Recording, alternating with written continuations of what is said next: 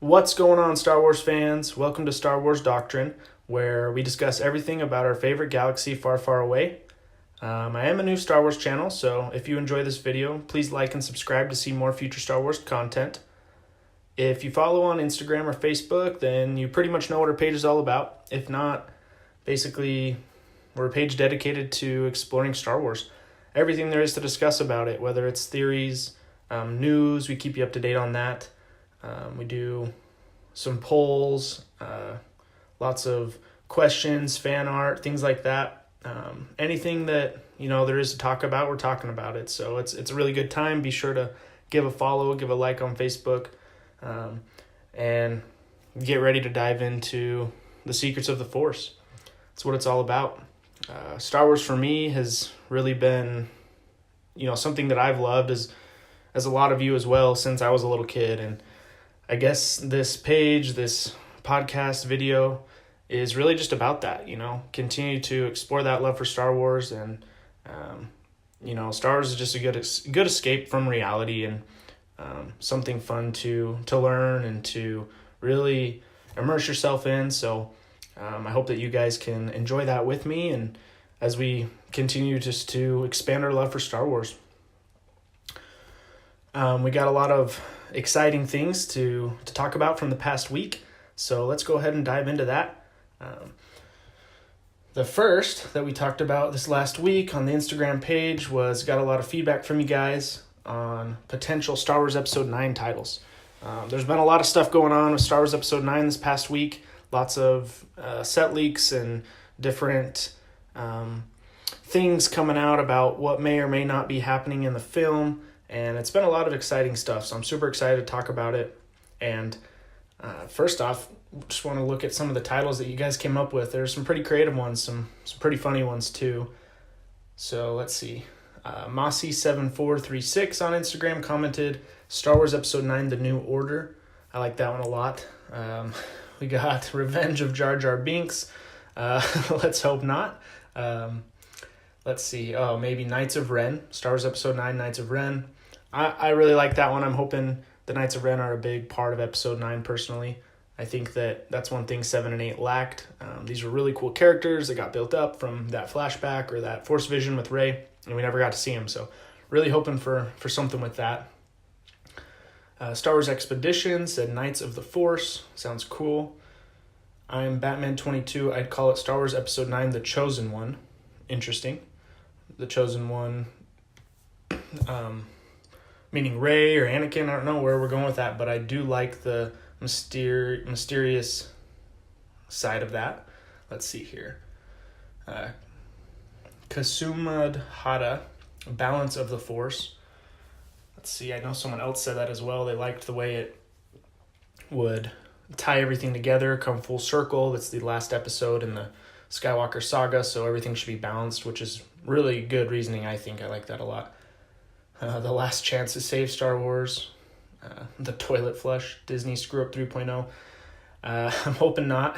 I really think that, trying to stay positive. I really think JJ is the right guy for this, and I'm hoping that Episode 9, he'll be able to tie everything together and make it, really be the savior of this trilogy. So let's hope, cross our fingers, of course. Moniker 2.0, Shadow of the Dark Side.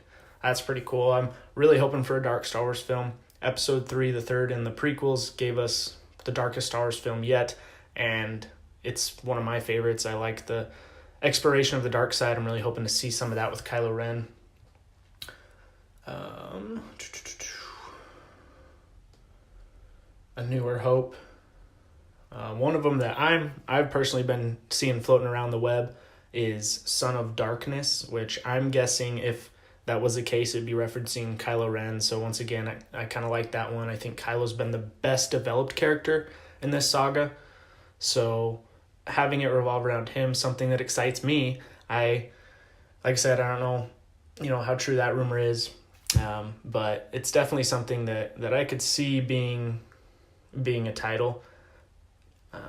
Then again, to me, it kind of feels like they're leaning towards redeeming Kylo, so maybe they wouldn't call it Son of Darkness. I'm not sure, but anyways, that's some of the titles that we came up with.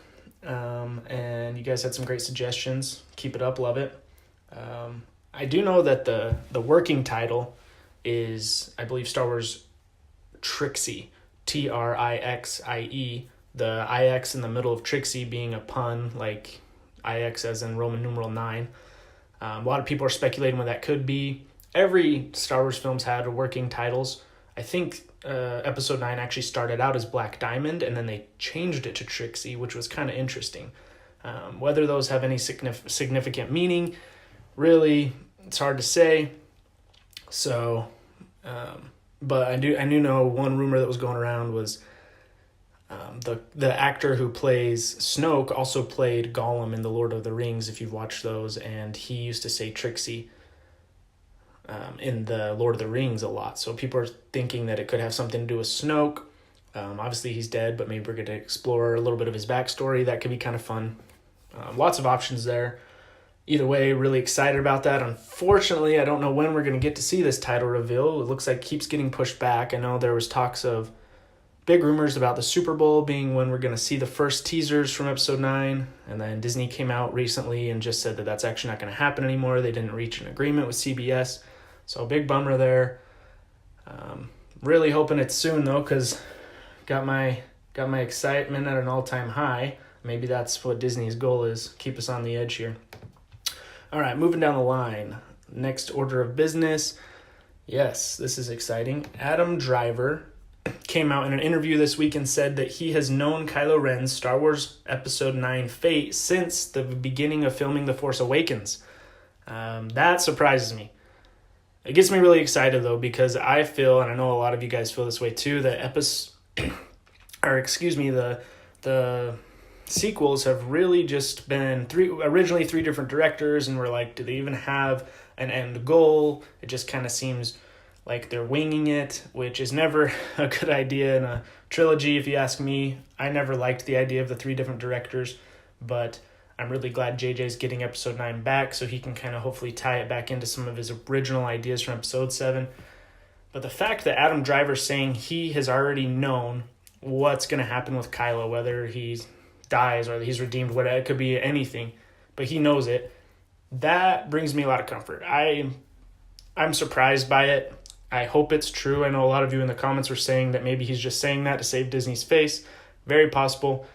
I do hope that it is true, because it would tell me that Disney at least had some sort of direction going into this trilogy, and that maybe there is hope after all, that Episode 9 will tie everything together, fill in some of the gaps that 8 left us with.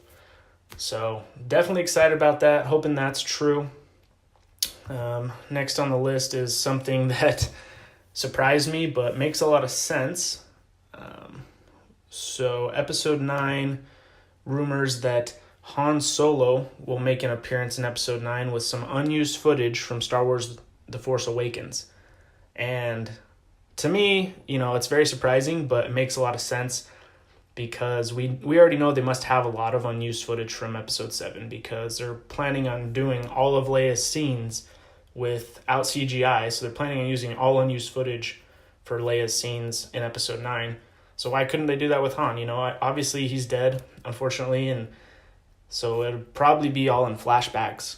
And we know JJ is really famous for doing flashbacks, and that's something that could bring an interesting twist to the story. One thing that I immediately thought of was the opportunity that we might have to see Harrison Ford playing Han Solo with a young Ben Solo. Because I think that's one thing that, we lacked in Episode 7 was the first interaction between Han and Ben is when Ben kills him. And I think that scene would have had even more weight to it. Not that it didn't already have weight because of how much we all love Han Solo, but it would have had more weight if we had seen the interactions between Han as a dad to a young Ben Solo. So perhaps we'll get that from some flashbacks here.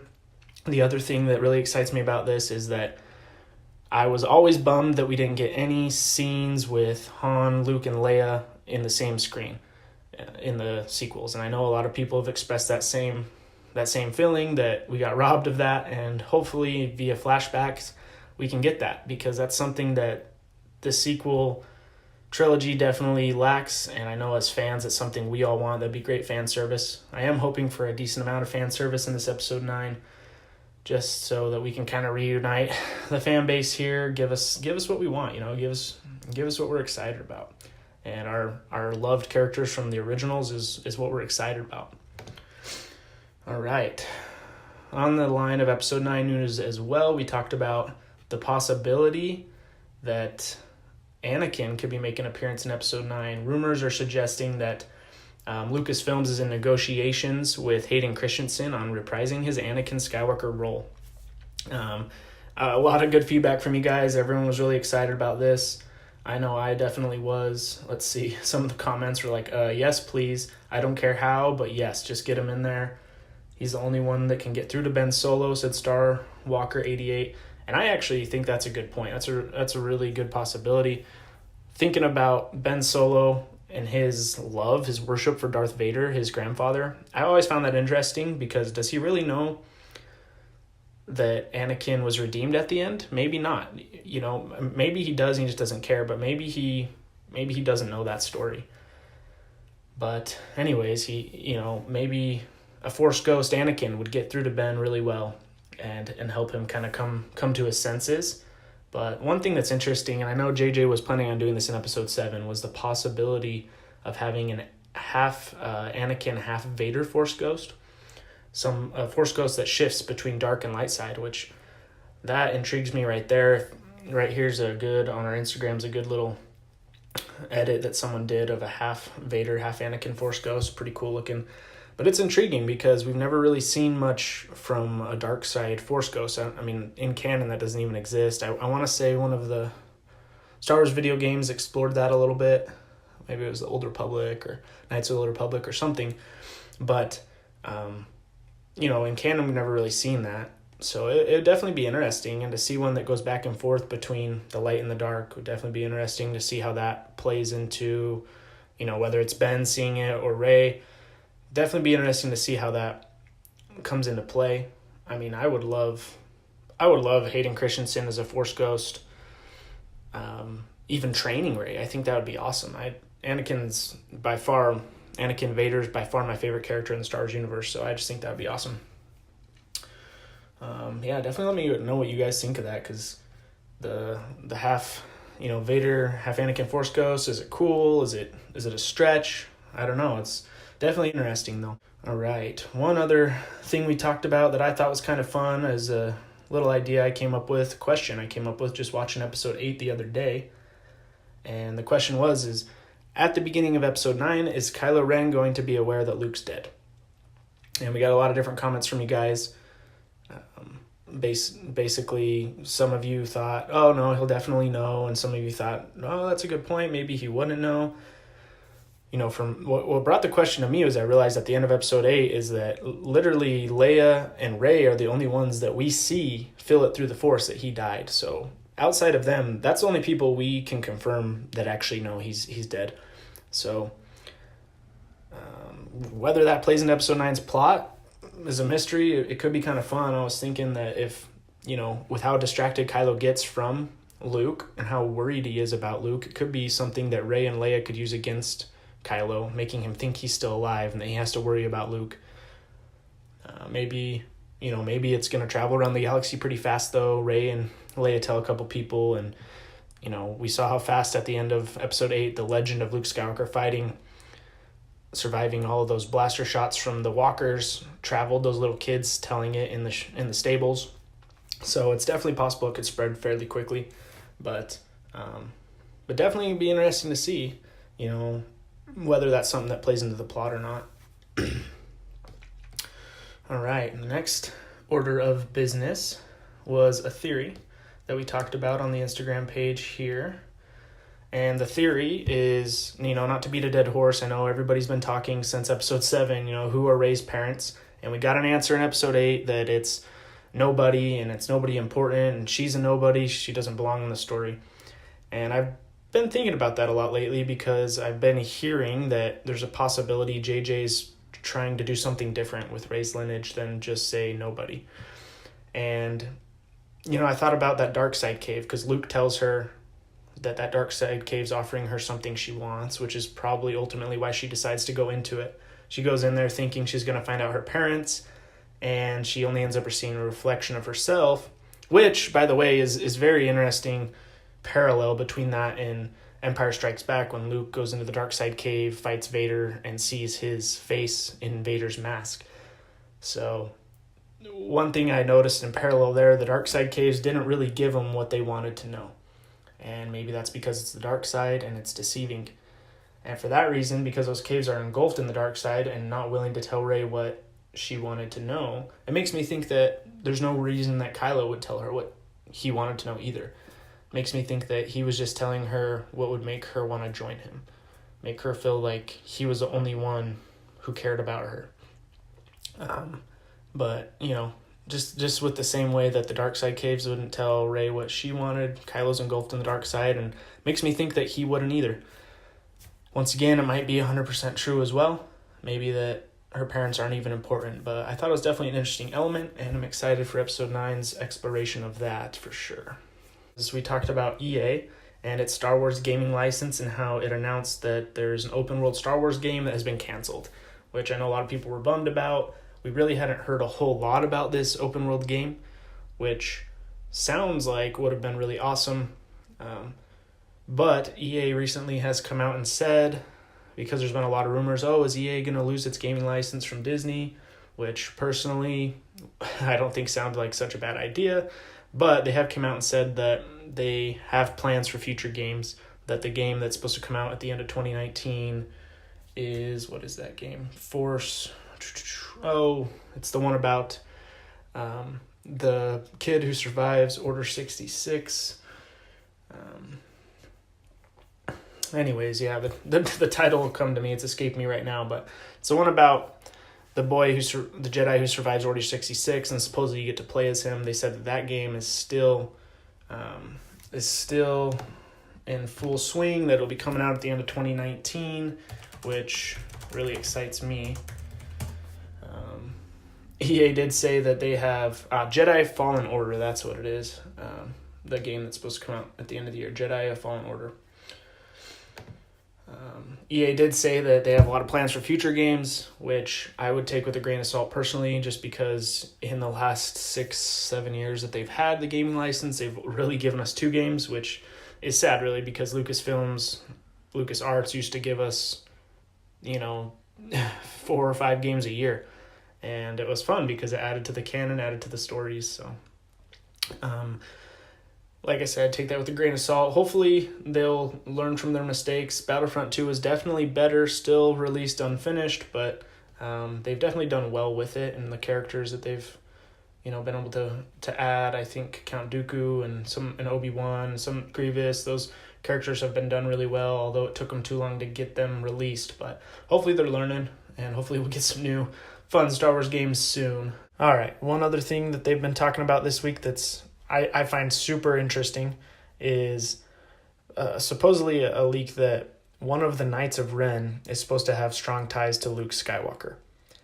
And I can see this going a million ways. There's one way I hope it's going, but once again, just speculation. One of the Knights of Ren one of the characters that people believe could possibly be a Knights of Ren is the character played by Kerry Russell.